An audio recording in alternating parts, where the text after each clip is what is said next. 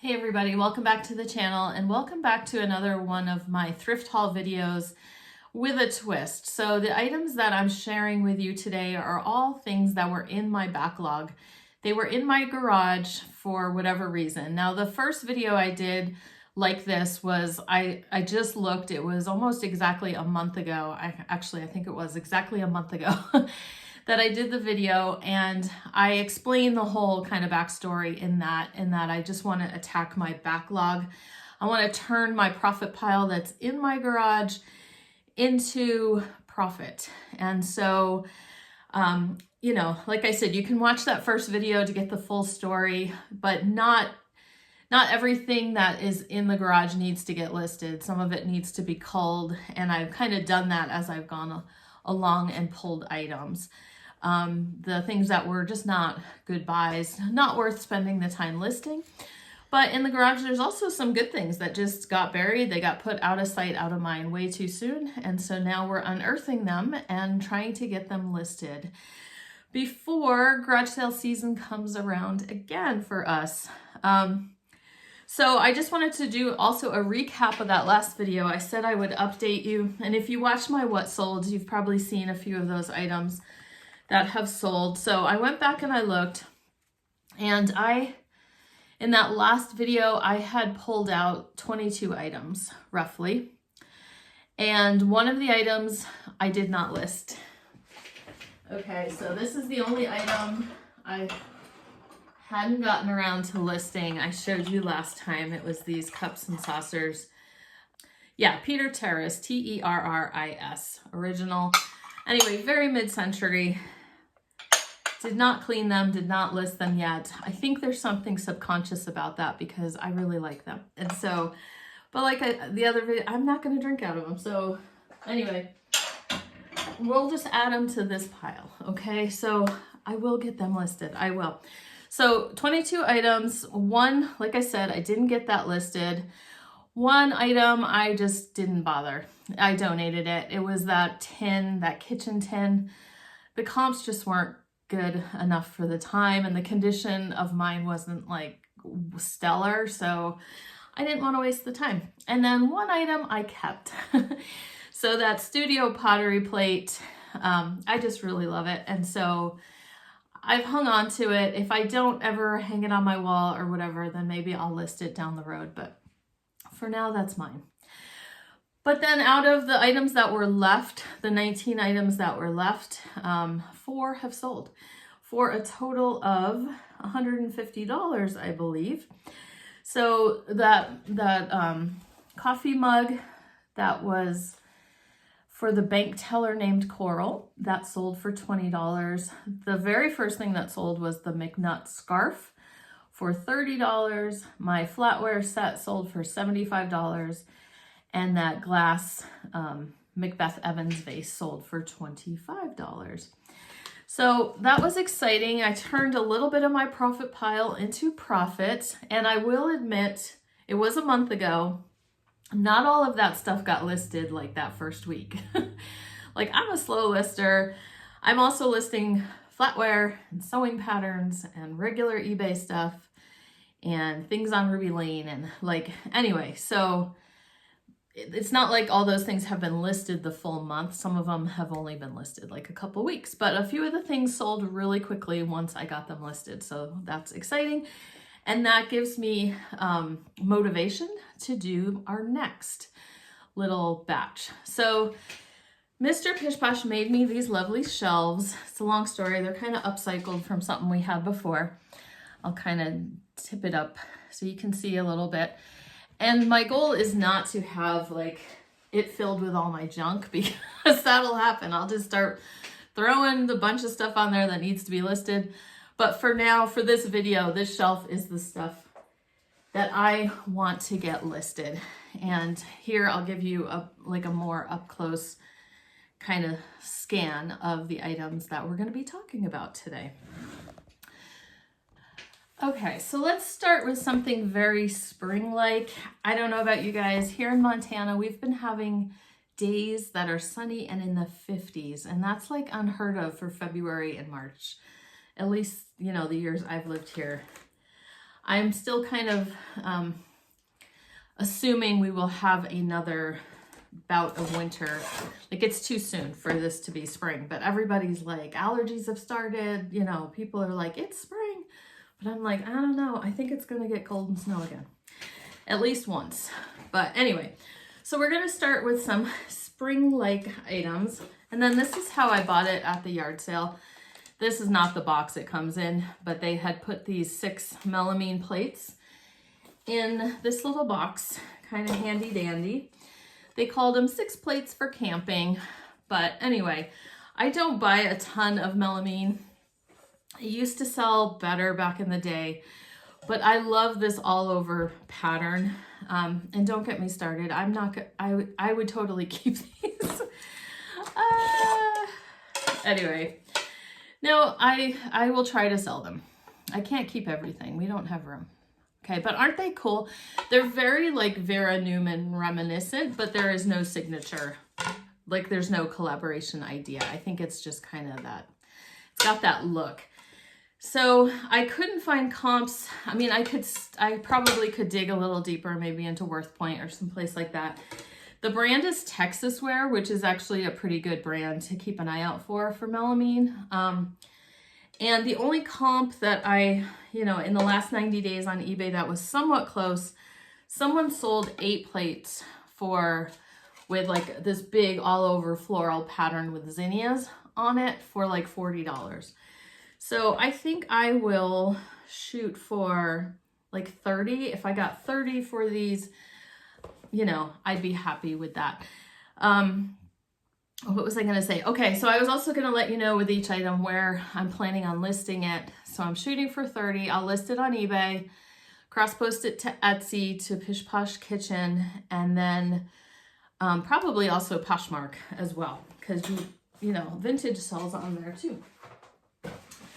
Okay, this is a handy dandy little thing. So then another very spring-like item with more flowers is this little food carrier. And I love the fact that it has its original label on the top. It's called the Triple Decker Food Carrier. Now the price tag says $15. I remember getting it on half off day at the thrift store, and I couldn't believe it was still there because it's so amazing vintage, right? And the sad part is they're not selling for what I think they should sell for. Anyway, that's the story of my life. So you can kind of see the picture. It's a triple decker, and I'll show you how it works in a second. I don't know if I can angle this a little bit better, but you basically, I was looking at the thing. Basically, you're just pulling down on this metal. Like, you pull it down so that it can, or right here, you can push it down so it unhooks from there. So let me do that real quick. See, comes off super easy. And then you take the little part off, right? And you can put something up there. This really needs to be cleaned. It wasn't used, but it's dirty. And then you take that part off. And in there, it comes with this little thermos piece with a lid. So you can put some hot food in there. And then that bottom thing lifts off and you have space under there. Very handy dandy. It is a larger item. I did want to grab something a little bit bigger that's taking up space out in the garage. I'm going to put that back on later. But it needs cleaning. That's probably why I didn't get to it right away. But I was like super happy to find it. Like, it was exciting. Okay, so let's look at, what was I going to say? So $20 to $40. The top one I saw sold for about $40, and I don't think it was new. There are some listed. There's a few listed in that colorway, and they're asking $50, $60, and I'm afraid if I go too high, it'll sit a long time. So I think I'm going to shoot for $40. Cross-post it again to Etsy. I might get a different crowd over there. And a lot of times I can get more on Etsy than I can on eBay. So I'll probably put a higher price, like my Etsy price, because on eBay, I'll start at that higher price. And then on eBay, if I send out offers or get offers and it sells for a little bit lower, it's okay because I want the stuff to move, right? I just don't want to sell it for like $20 because Mr. Pish Posh has to make a box or find a box and package it all up, and time is money. And I'd rather it be on the higher end so it's a little bit more worth his time.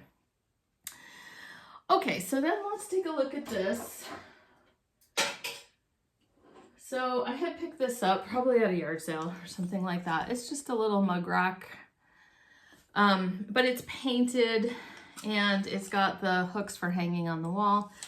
So, you know, you can use expandable, you can use accordion. People can use the, you know, they can do hats, you can hang all sorts of things, but they're often used for coffee mugs. And I remember like back in the day kind of watching, just a few years back, you know, watching people who sell on Instagram or who had little vintage pop-up sale kind of things. And these things would fly. And honestly, I've sold some of the plain ones because mug collectors love these, right? They just love it. So I just was excited to find one painted with a little gold ivy kind of design on it. And you know, it's not huge money. I just think, you know, I think we'll find a buyer pretty easily. $20 to $25 was what kind of comps were like on eBay. Even the plain ones were like 15 to 20. So I think I can go a little higher with the decoration. And Etsy had a very similar one. Someone had it listed for 35. So again, I can start a little higher, do offers and things on eBay if necessary, or maybe someone on Etsy just kind of buys it pretty quickly. And it will go in the Pish Posh kitchen because I do sell mugs over there. So it's kind of mug kitchen adjacent, even though you could use it in other rooms of the house as well. And we'll cross it to Posh. And on Posh, I tend to even bump the price even higher because most things sell on there with offers. That's just how it works. Okay, so that was kind of a basic item. Let's talk about shoes. This pair of shoes is really dusty, but I have in my backlog, I do have a few pairs of vintage shoes, and I have done pretty well selling them in the past. But I picked these up because of the pattern on them. Isn't that fun? So to me, that's very 50s, 60s, maybe more like 60s. The brand is Polizio. It says 21 plus, so I don't know what that means. And I think the hard part will be seeing if I could decipher a size anywhere on there. I always get myself into that. Otherwise, we have to use measurements. I just remember when I researched these in the past, it was either, I thought it was this brand, but maybe it was another one of my vintage shoes I had picked up. I thought comps were more like, they were really good for a shoe. The shoes had like a matching purse, but I wasn't really seeing that in my research this time. So prices, again, kind of all over the place. Depends on the age. This Polizio it's been in business for a while. So there was shoes from the 40s to the like 70s, 80s, whatever. A lot of the designs are fairly plain that are listed. And there was like a pair from the 50s that was just gray that sold for 125, but then there was a pair from the 40s that sold for 50, but everything really kind of plain. So I don't know. You guys can give me your input. I think they're fun and kind of cool. So I'm thinking maybe to just kind of start at 50. I'd be happy with 40. You know, I don't think any of these items are anything that I'm like, oh, I have to get this certain amount. I just want to move stuff right now. So give me your input on what do you think I should list those shoes at once I dust them. Anyway, okay. That's that. What else are we going to do? Oh, this one. This is kind of fun. I had picked this up. You know me, I love ties. And this can be like a tie rack for a closet. It's got holes right here to hang it on the wall. So it's kind of hard to hold. But anyway, they're spinning, right? They're painted pink. So you could do scarves, you could do belts, you could do ties, all sorts of things. Someone I think has the exact one listed for $50. I found one on Worth Point that sold recently for $30. And I think I'm gonna put it on Ruby Lane.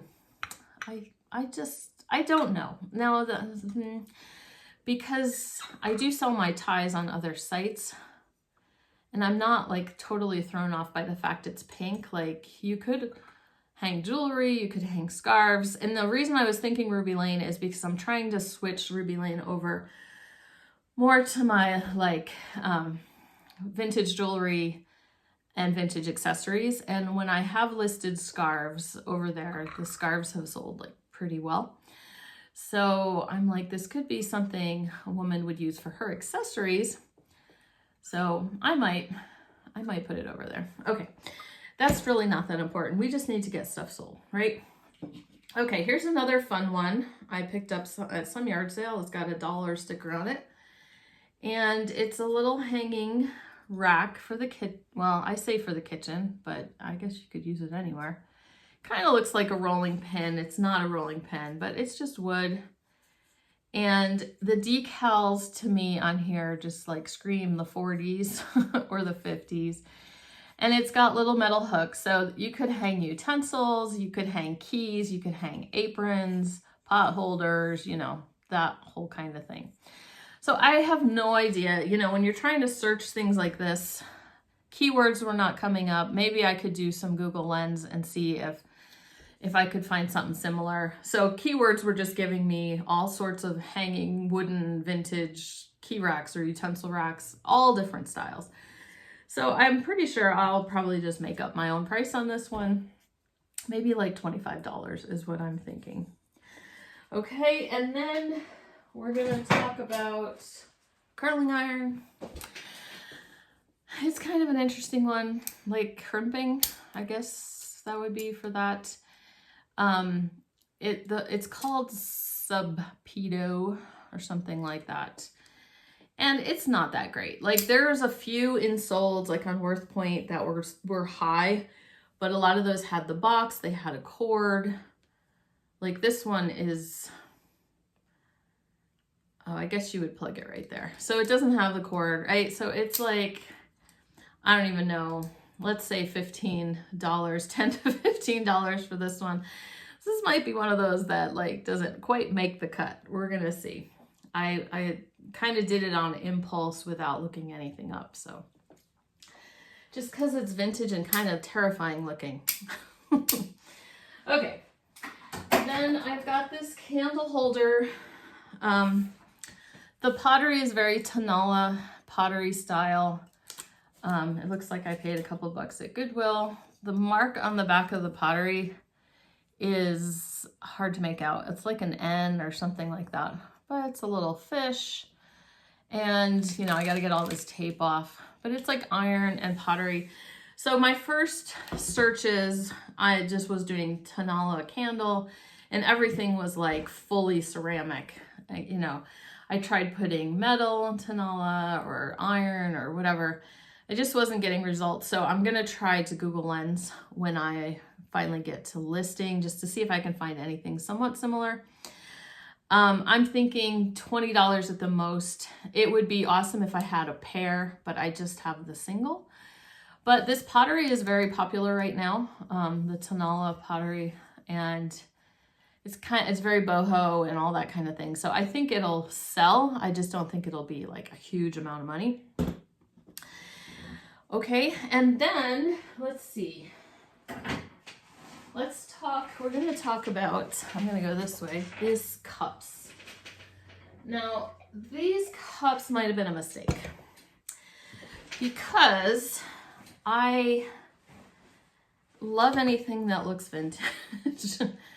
Okay, so I've got, oh, I think that one's even got damage.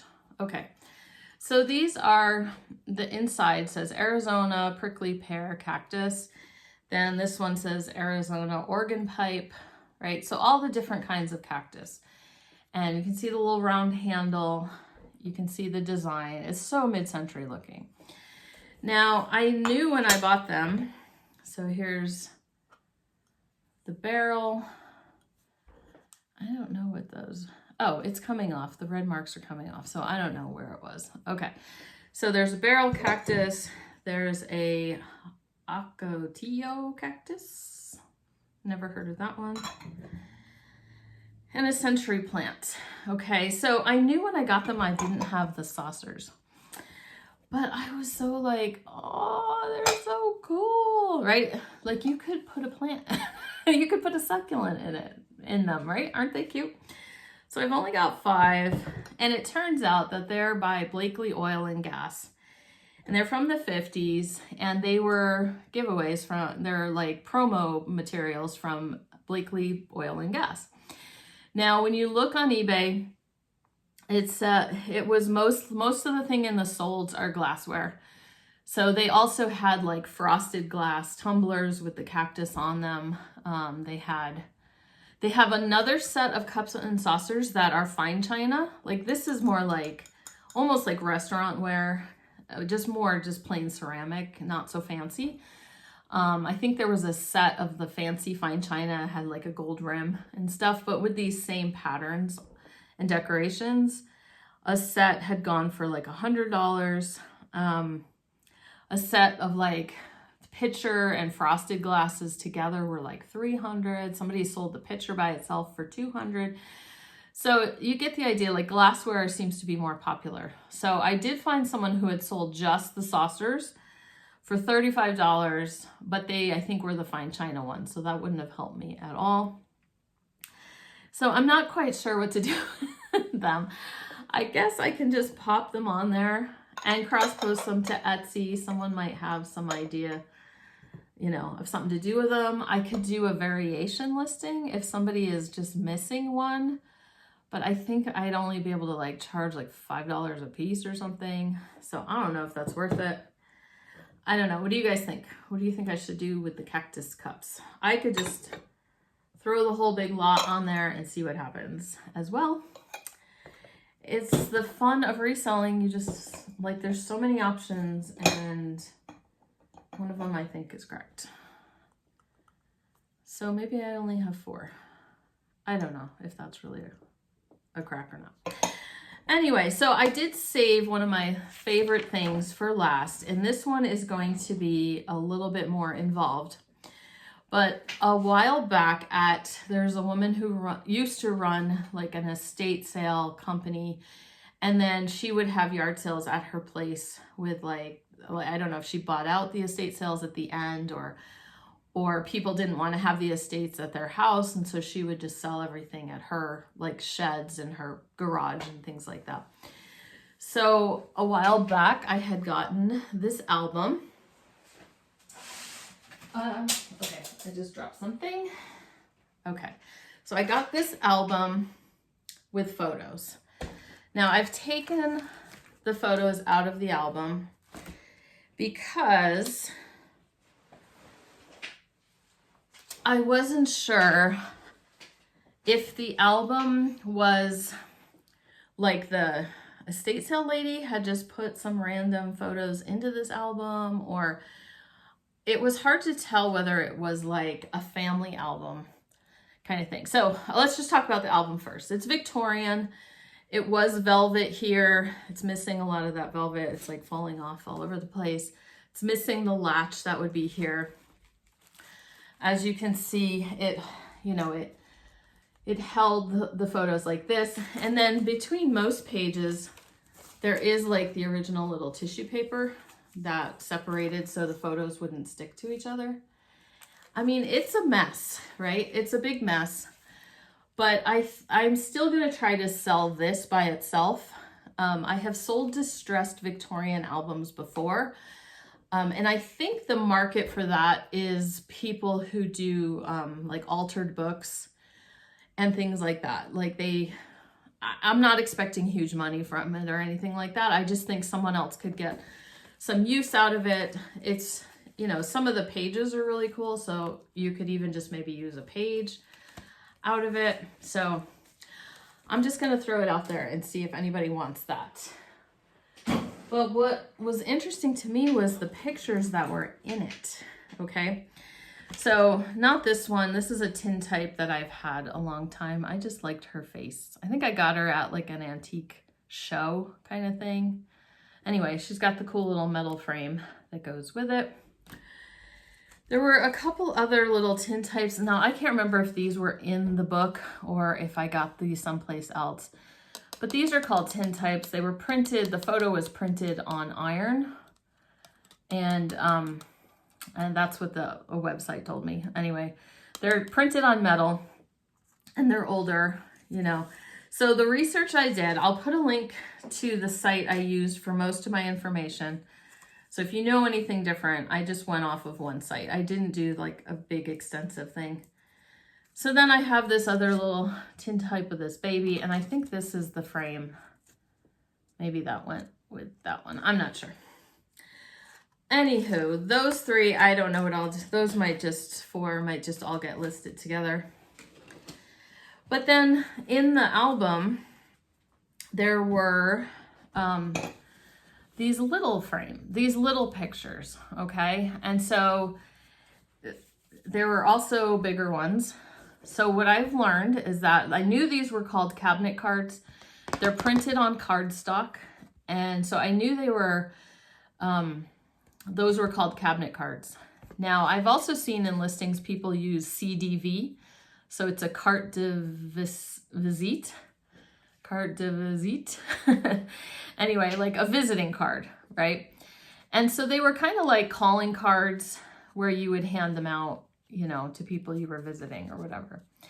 So the cabinet cards, I knew that one. So then I was like, oh, I've got these little ones. So these must be the carte de visite. So from the website, this is what I've learned. The CDVs started in like 1859. They're more like, you know, 2.5 inches by 4 inches. That's how you know these are CDVs versus a cabinet card. They're smaller. And they were really popular in the 1860s and 1870s. Okay, so we're talking, look at that guy's face. We're talking that era. So they were super popular during the Civil War. And especially as people were going away to war, they could, you know, people were exchanging photos and things like that. So in my little pile that I had, I'm not coming across anything like super interesting or exciting, like, because I'm trying to decide with my photos whether it's just list them in a whole lot or are there any I could pull out and list separately, like for a collector. So that's kind of what I was looking at. And let me go back and let me tell you another reason I took them out of the album is I didn't see any sign of like continuity with the album. A lot of times family albums, you see babies and then you can see them again, they're grown up and they get older, whatever. So I don't know if this was a collection of like people's and their friends like exchanged them and it was all from one owner. I mean, they're all from like a similar time period. And so I'm thinking it could be someone just collected them. I'm not quite sure, but if it seemed more like a continuity kind of thing, but the cards are from all over the country. There's some from Oregon, there's some from Iowa, there's some from Minnesota. Like they're just kind of all over the place. And I didn't recognize any like faces throughout the thing. Does this make sense to you? Okay. So, and they're all from kind of like that I'm guessing 1880s, 1890s. These may be a little bit earlier. Okay. So like this one, these two are kind of cool, husband and wife. And it does have the name of the photographer on the back. And these were from Pennsylvania. So that was kind of cool. I've got this young man also on pink. But it's not the same photographer. So I don't know that he belongs to them. I thought this one had a name, but all it says on the bottom was that he was age 73 at death. I don't know when that happened. And then the one I showed you a minute ago does have husband and wife. Okay. And let's see. This one's kind of not in great shape. This one was cute. A little girl looking at her dress. This one does have the photographer at the bottom. and it says traveling photographer. So that's kind of cool. And that one is in Iowa. And then this dapper little young man with his cravat. So anyway, I'm still trying to figure out what to do with those, whether to separate any of those out. It's not going to be huge money. We'll talk about the valuable ones to look for, what I learned as I did my quick research. So the cabinet cards, one thing I did learn, okay, let me talk about cabinet cards for a second. They're larger. A lot of times, like we said, there's a photographer's logo either on the bottom or on the back. The peak popularity for these was like 1880s. Let's see, the cardboard color, the darker the background of on the cardboard, it says the later it is. And then if it had like beveled edges that were like gold or whatever, I'm trying to think, maybe like this one, this is like a CDV, but it has like a gold trim around the edge and it has a darker background on the cardboard. So I'm wondering if that applies as well. Whereas these are pink, right? So are those earlier. So I don't know if the CDVs have that same kind of criteria as the cabinet cards, but anyway, it says the early ones don't have a border, not so much of a border around them. The single lane, like 1885 to 1900, they might have like a single line border around there. Or embossed is also 1894 to 1900. So we have an embossed design on this one, right? So there's different ways of dating. And then if you're really good at figuring out clothing, that can also give you clues to age of a cabinet card. So I like the ones, one thing I saw like in the kind of just ones selling at an average price, $10 or whatever. It's good when people are standing, when you can see like the full outfit of the person. Here's another one that's Iowa. This one was California. Here's another one of little kids. Ones with little kids can be good, especially if they're holding something like a toy or a doll. I noticed cabinet cards on Ruby Lane, because dolls are such a big thing that sell over there, that the most of the cabinet cards that had sold had someone like holding a doll where you could see the doll in it as well. Anyway, cute little kids in their little outfits. That one is in Oregon. There was quite a few in Oregon. Here's another one with the big family. Now that child could be the same as that child, but I'm not sure. But I don't know where the girl was in this picture unless she's like a cousin or something. You know, I'm gonna try to figure those things out, but these were not in this book, but these were I had picked up somewhere else. There was a couple that were Ukrainian, and comps on the Ukrainian ones are not like super high, but I might just list those separately anyway. Then I had picked this one out to possibly list separately because of the brooch that she has around her at her neck. This chatelaine style brooch, I just thought was interesting. So that's one thing I've noticed when cabinet cards were selling fairly well, like on their own, there was something of interest. Like there would be like a really cool jewelry piece that you could see really clearly, or a hat that was interesting, the woman's hairstyle. Some of those had sold for like a really good price. And this one is actually identified. So it's got the woman's name and the date, and that says 1886 on it. So that kind of confirms some of my pricing ideas, right? This one was also Iowa. So I might do that one separately. And I can say, I noticed people put that in the title, identified, and then they even put the person's name. So in case relatives are looking or anything like that. I also thought I would do this one separately because this little boy looks really bored and it was kind of funny. And this woman reading a book or a magazine, or she's got one in her hand. This guy is super, super dapper looking. So I like that. Anyway, there's a bunch kind of like that. So some of these I might just lot up. I like how you can see her full dress, you know, couple with a baby, but the quality is not that great. Like this guy's hairdo.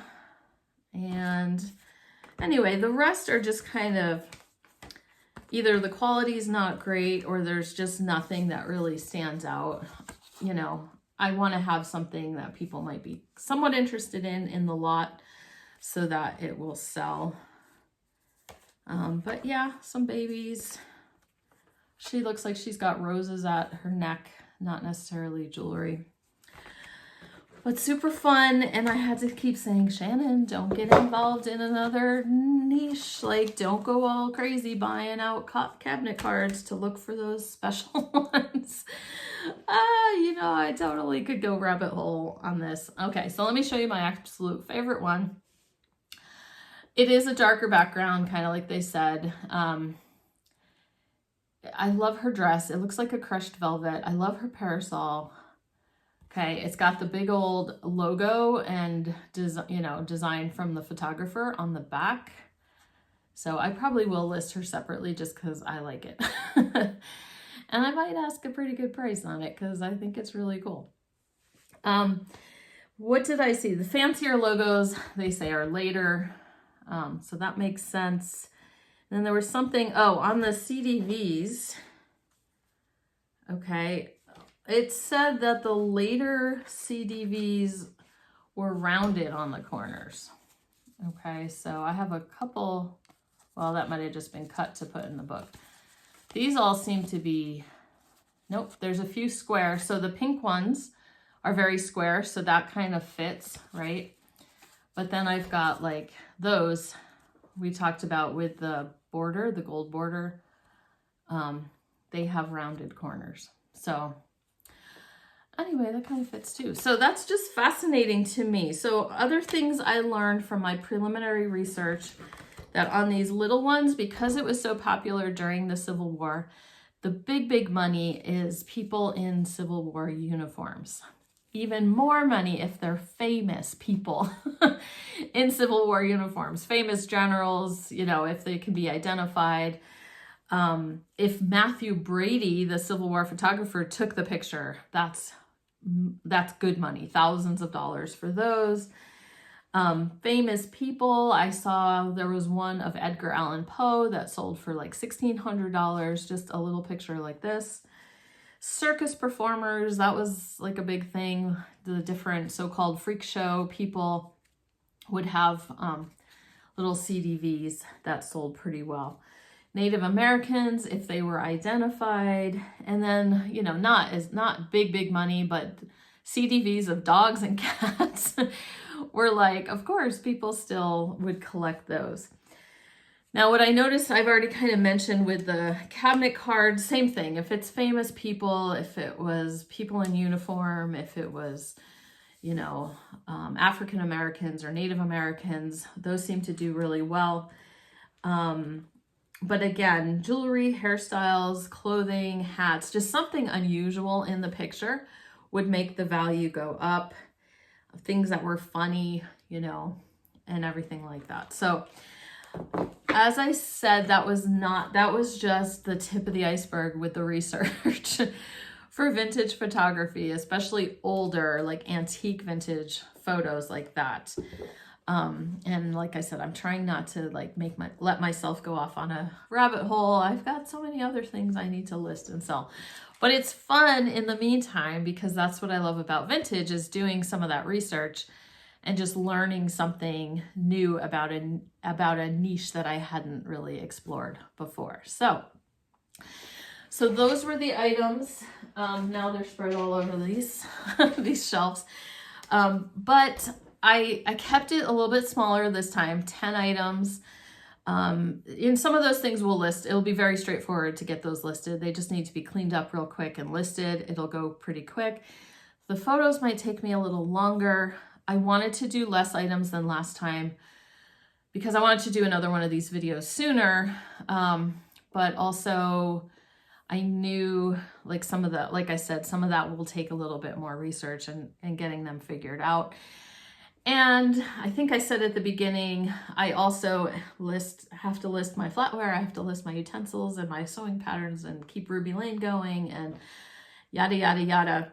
And then I have a trip coming up this month too. So I also have some like content creation videos that I would like to get made ahead of time before we go, and life and getting ready for the trip, and I'll be gone, I won't be listing, and you know, all that kind of fun stuff. So let me know what you think of the stuff that I picked, that I found in my garage. Is it really vintage treasure, or should any of that just be given up on? Like, Shannon, don't waste your time.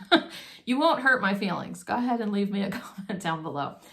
Anyway, I should get going, and I hope you guys have a great rest of the weekend, and I will talk to you soon.